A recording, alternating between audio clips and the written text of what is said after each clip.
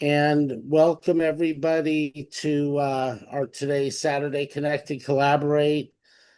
Thrilled to have Human Khalili here to tell us all about his latest mural that he put up. For those in the Bay Area, I will be going up for his birthday party next week, so I'm excited about that. And Human, I'm going to kick it over to you. Thank you so much, David. Thanks everyone at WITI. It's a real honor to be here. Yeah, so let's just start with the birthday. If any of you guys are going to be in the San Francisco Bay Area next Saturday, it'll be from 6 to 9 p.m. There's this one DJ I've been trying to recruit for the last 3 years. He said no to me for 3 years, and this year he finally said yes. He charges so much money, but he gave me like 90% off. So that's why I was able to get him. So if you guys like amazing music and amazing people, please just by the time this is over, I can send you the invite. All right. So real quickly about me, I see some familiar faces like Mike Brown and some new faces. So, sorry for the people I'm repeating this to. I'm the only artist in the world asked by the state of Israel to make murals in support of the women of Iran. And I know often when living in San Francisco Bay Area, you just say the word Israel, people like immediately shudder, like it triggers. So hopefully that won't trigger you today. The reason I put them there is because Israel's the only country in the Middle East that allows murals in support of the women of Iran. And they're the only country in the Middle East that allows a mural with a woman's hair to be shown. I tried Lebanon and Afghanistan and Qatar and the UAE and Saudi Arabia, and they all said no. So, and it's really important that the women of the Middle East, especially the Persian women, see that there's a mural there representing them. Um, all right, well, let's just go through my little slideshow here. Give me 1 second. Let me see. How do I guess I'll just share my screen. That's not it. That's not it. This is it right here. Can you guys all see that? Is that a yes? Great. Yes. All right. So that's Mahsa Amini, the first Kurdish woman who was killed by the Islamic regime in September 15th of 2022. And I just wanted you to see what she looked like without her hijab. You know, she's Kurdish Iranian. She, had never been to Tehran before, was going to go on her first excursion with her brother, lived in a very small, poor Kurdish village on the outskirts of Iran. And really, like this woman is probably one of the people who's never harmed a butterfly, an ant, anything. So sweet, so good, so pure. And honestly, when I think of Persian people, like this is what I think of. I think of women like her. So, anyway, when she was murdered, all the Persians for the very first time ever all started coming together, and I got a call saying you got to do something. And I honestly, I didn't want to do anything, and I'm just like, I'm living my life, and I was trying to figure out the pandemic, just like the rest of us. And the woman was very insistent. She said, you got to make a mural. And so, long, long story. I'm gonna just make it so short. I helped birth this mural in San Francisco. This is not my design. I didn't pick the wall. I didn't pick the artist. Nothing. But I called the art commissioner and I got the wall so that that woman right there, her name is Farnaz, could paint this mural. And it's just a woman cutting her hair. This is a picture that did take place in Tehran of a Persian woman cutting her hair, but you don't know her name, you don't know who she is, you don't know if she's alive or dead. And my only issue is there are very specific people being murdered. Very specific. We know who they are. And I want to remember those people. This picture went viral, and then these two women saw it. That's the Vice Mayor of Jerusalem, Fleur Hassan, and this is a reporter named Emily Schrader.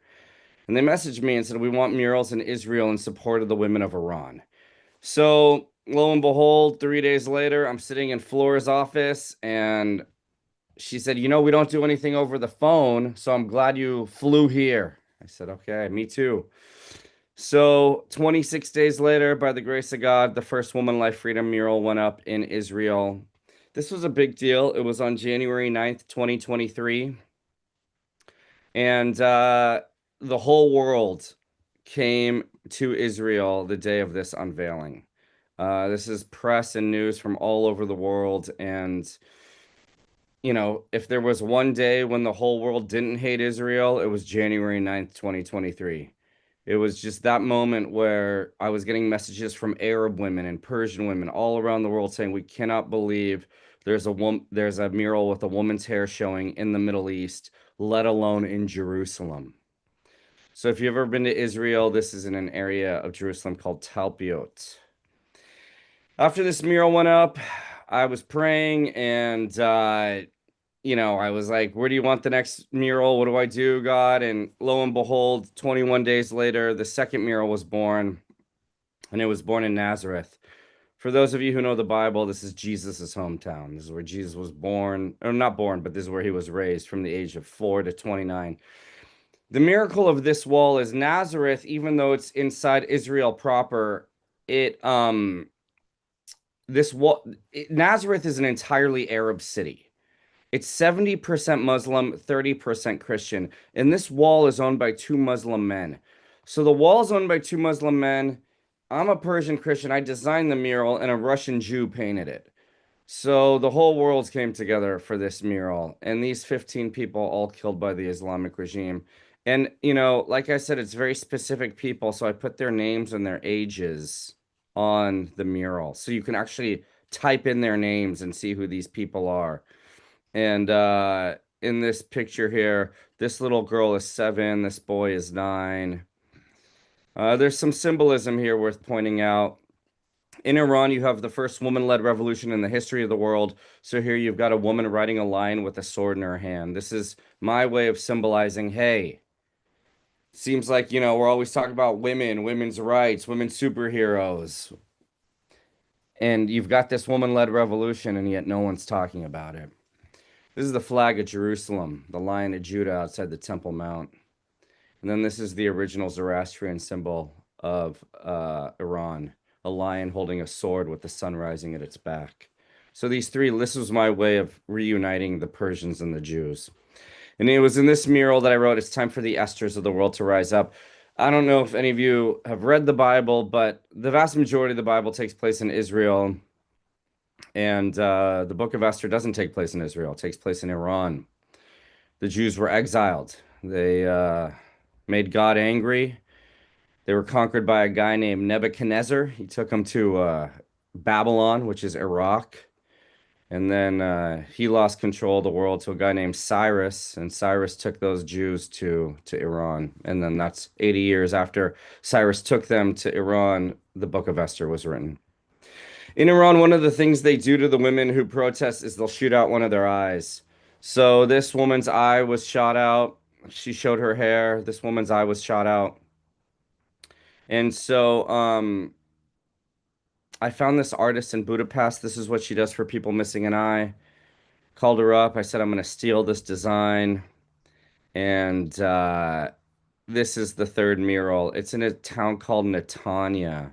And Netanya is north of Tel Aviv. It's a coastal town. I don't know if you guys have been reading about how the Jews in France are sort of getting targeted. And so in Netanya, it's a lot of French Jews. And if you ever go to a restaurant there, the menus are in English, Hebrew, and French. So anyway, this is in Netanya. And this one became world famous because the Crown Prince of Iran stood in front of it. And when he stood in front of it, it went around the world 1 million times. And the reason it went around the world 1 million times is because the Persians who were unaware of the previous murals said, we cannot believe the Jews are standing with us. We cannot believe Israel is standing with us. So this was really monumental. Of all the things he did on his trip, I can make the argument that him standing in front of this mural was arguably the most important thing he did. And then here's one more in Netanya. So this bird right here covering her eyes, the nightingale, the bird of Iran. This is the bird of Israel. It's called the hoopoe. It's covering her eye as well. So after I did these 4, so I was like number 45 or 50th to the game. Like there were like 45 murals before that first one went up in Jerusalem. Before Before this one went up, there were already 45 murals in the world in Europe, Australia, the Americas, Canada, even in South America. But the Islamic regime didn't care. And after I did this fourth mural, the Islamic regime unveiled their own mural. They unveiled a mural, a banner of an atomic bomb, and they put 30 of these all throughout Tehran. And on the atomic bomb, they wrote in Hebrew, 400 seconds to Tel Aviv. So my mural got a huge reaction out of the Islamic regime. In the Bible, there's this theme. The theme is God always says, I'm going to put my throne in Israel. I'm going to put my throne in Jerusalem. I'm going to put my throne in Zion. You see this over and over again throughout the Bible. But then you've got this one obscure verse that no one ever talks about. God says, I will set my throne in Elam and destroy her king and officials. Now, listen. I know this is a Bible-heavy little lecture, but I just want to tell you the relationship between the Persians and the Jews at its heart is a biblical relationship, and my murals are in Israel, and the vast majority of the people are like, why is this there? The reason is because the Persians have been the friends of the Jews for 3,000 years. And so, sorry for those of you who don't want to hear the Bible talk, but you have to understand why I'm doing it. It's a biblical relationship. So you've got this one obscure verse. I will set my throne in Elam and destroy her king and officials, declares the Lord. Elam. So all of a sudden God is like, this isn't Zion, this isn't Jerusalem, this isn't Israel, it's a place called Elam. What is Elam? Elam is the ancient name of Iran. So this is where King Cyrus ruled from. This is where the book of Esther takes place, Elam. So it's an obscure verse. It's a verse that no rabbi ever talks about. It's Jeremiah 49:38 if you ever want to look it up. No rabbi will talk about it. No Christian pastor will talk about it. I've gone to church my whole life since I was 5 years old. And every pastor goes out of their way to avoid this verse. And so does every rabbi. So after October 7th happened, I called the Ministry of Foreign Affairs. I said, everyone okay? They're like, we're not okay. And they said, no more murals. No more murals. I said, okay. And so I just thought they were sort of kidding or whatever. They had PTSD because, in America, I didn't understand the gravity of what had happened October 7th. And so I called a month later and they said, we're still in terrible shape and no more murals, no more murals. They said again, went to church, prayed, felt like God said, who are you going to listen to, Human? Are you going to listen to me or are you going to listen to man? Me or man? So I jumped on a plane. I went to Israel and I went... literally around December 3rd, December 4th. So the plane was empty going to Israel. The airport was empty. I was the only one at the hotel. I was the only one at a restaurant every single night. The streets were empty. And I called the Ministry of Foreign Affairs. I said, hey, I know you said don't come, but I'm here and I have a new design. And the first day they didn't call me back. Second day they didn't call me. Third day, fourth day they called me back. And they said, send us the design. So I send the design and they said, oh my gosh, we love it. And we're going to put you in the city center of Jerusalem. Now, up to this point, I had done 7 murals. I haven't shown you all 7, but I did 7 murals. And when I did the first 7, I was sort of in the corner all the time. I didn't have like a prominent place. But now, not only am I going to be in the center of the Jerusalem, I'm arguably in the center of the most important city in the entire world. So this is the mural that we unveiled in the city center. This woman here is Sherelle Haimpour. She's a Persian Jew killed by Hamas. So of the 15 million Jews in the world, 500,000 of them are Persian Jews. They make up 4% of all the Jews in the world. To this day, there's 20,000 Iranian Jews still in Iran, and they don't want to leave. They love Iran. Actually, none of us really wanted to leave, but all of us were displaced. When the Islamic regime took power, 10 million Persians left Iran. 10 million. You want to talk about displaced people? It's us. So anyway, she's a Persian Jew killed by Hamas. And what is Hamas? Hamas is a tentacle of the Islamic regime. It's not like some independent, freedom fighting force. It's a terror group that the Islamic regime of Iran funds and weaponizes. So she's, and then here's Mahsa Amini, and here's the verses. In that day, Jerusalem will be known as the throne of the Lord, and I will set my throne in Elam, side by side. So this is at the Museum of Tolerance, 60 feet long, 30 feet high, and it's the only parchment in the world that has God's two thrones side by side. And so inside Sherelle's face, I put all the victims of October 7th. And inside Massa Amini's face is a different picture, but I put 1,000 Iranians killed by the Islamic regime. So this was a big deal. Once again, I always thought the mural at the Crown Prince stood in front of would be the most famous one, but then all of a sudden this one became the most famous one. I'm gonna just show you a few more murals, and then I won't keep you too much longer. This woman here won the silver medal for Iran in archery, and she showed her hair, so they shot out her eyes, so she can't do archery anymore. So I wanted the world really to know who she is more than memorialize her. I wanted her to become super famous. So I put her on a lion with a bow and arrow in her hand. And then here's Queen Esther from the Bible. Here's Sherelle. But look at this symbol here. I put this symbol here, and then the IDF and the Ministry of Foreign Affairs called me in the office. They said, "We need to talk to you." They said, "Once again, the Islamic regime has responded to your symbol." And they made a symbol of an Islamic Iranian man and an Islamic Palestinian man holding hands. And they actually used the heart. I couldn't believe they used the heart. I was like, wow. I mean, you want to talk about a complete ripoff. But in Farsi, it says, "Our hearts are one. Our hearts are one. Not just we are one, our hearts." So anyway, that's that. We're not seeing the videos, seeing the pictures. We're seeing you. Oh, you Well, don't we you see pictures. No, you probably clicked on the look at the top of your browser of the Zoom app, Mike.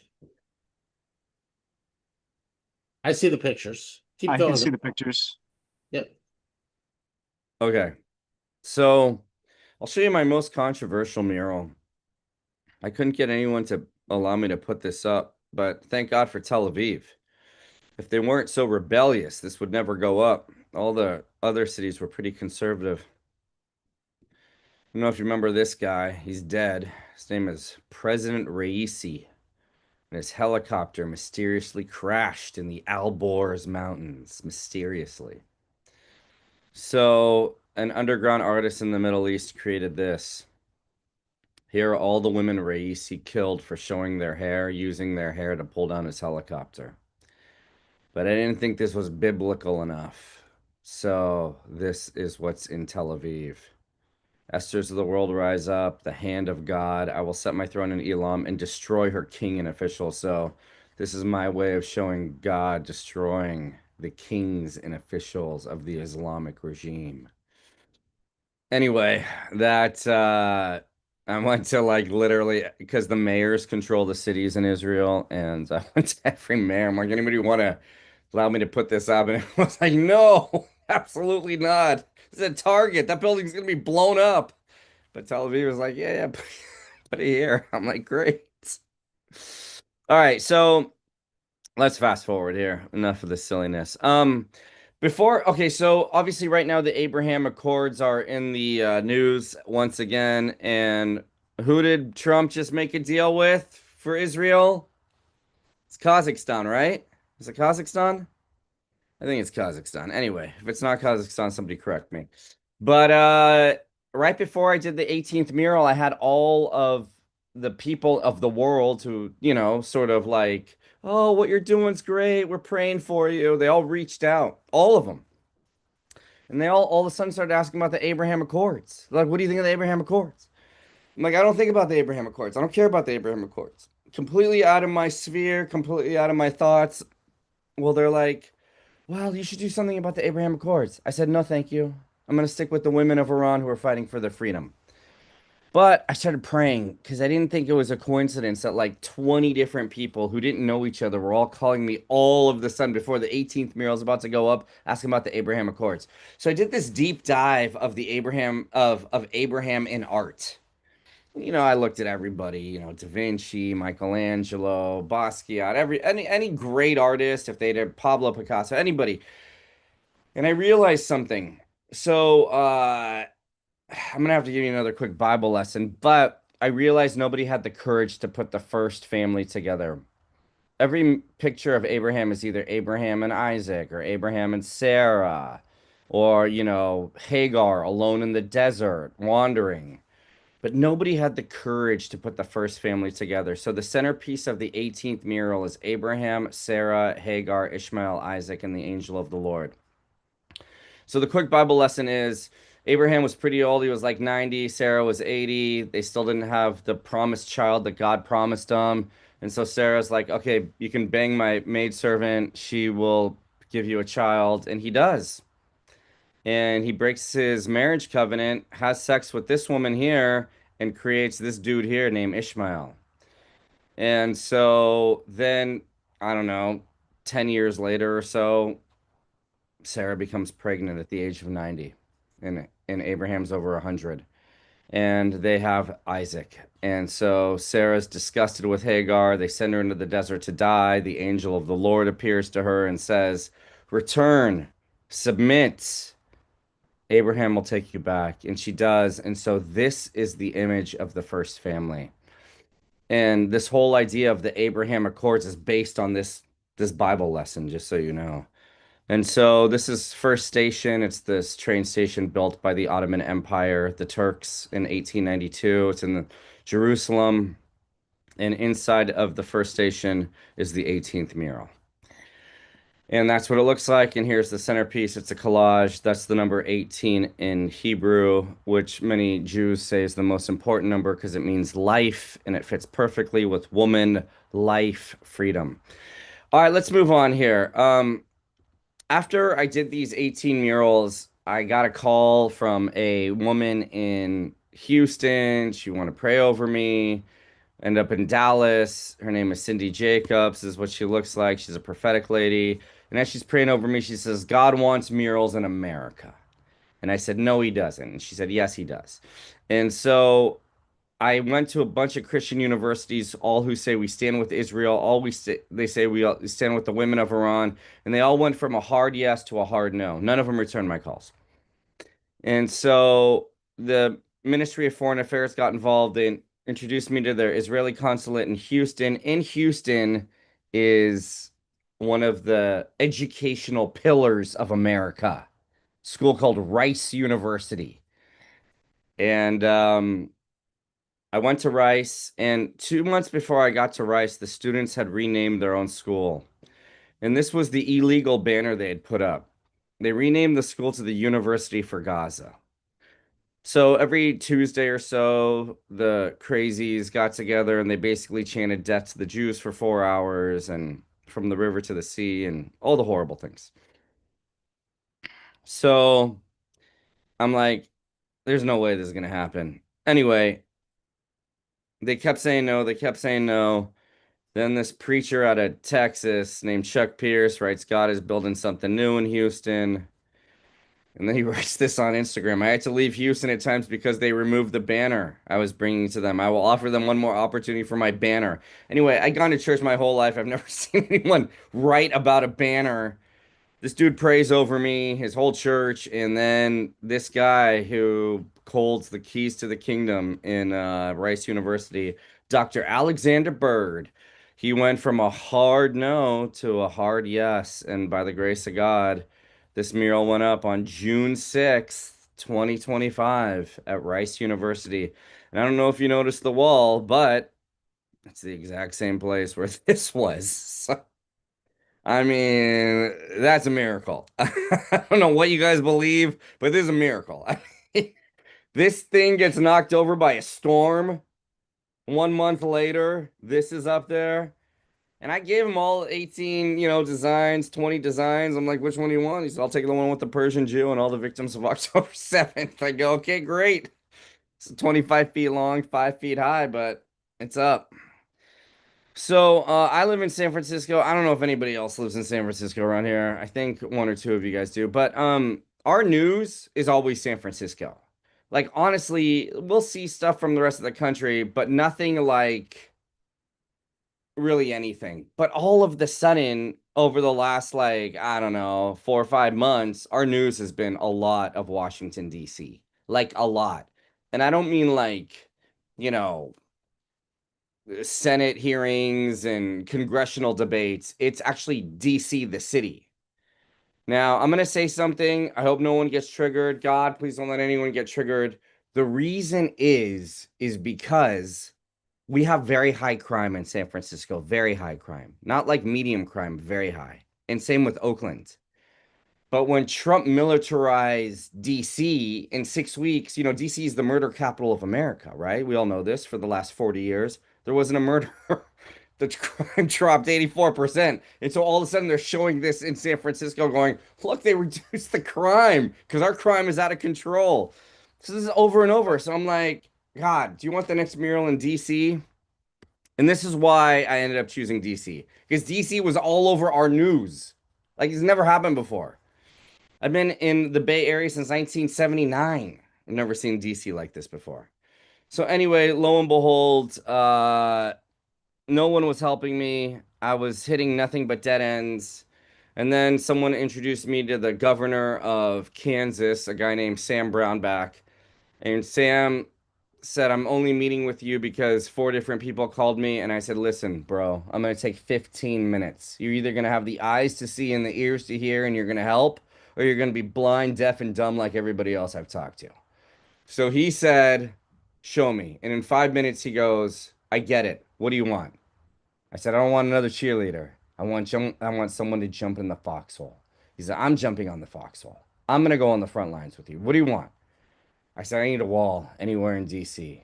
And he said, come walk with me. And he showed me this wall right across the street from the Supreme Court of the United States of America. He goes, what do you think of this wall? I said, amazing. He goes, I own that wall. You can have this wall. So lo and behold, on October 8th, because now October 7th is declared in, America as the Day of the Martyrs, so you can't even talk about the Jews on October 7th anymore.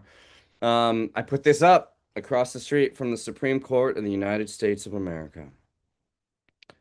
And there it is, Esther's of the world, rise up, woman, life, freedom, 3 Bible verses on there.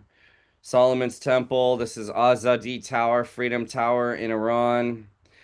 And, the timing of this call couldn't be better because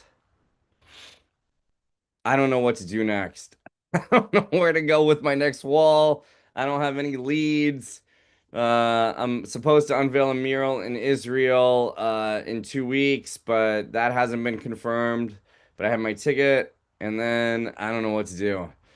So thank you guys. I hope that wasn't too boring. I hope you guys liked it, and I'm gonna stop sharing.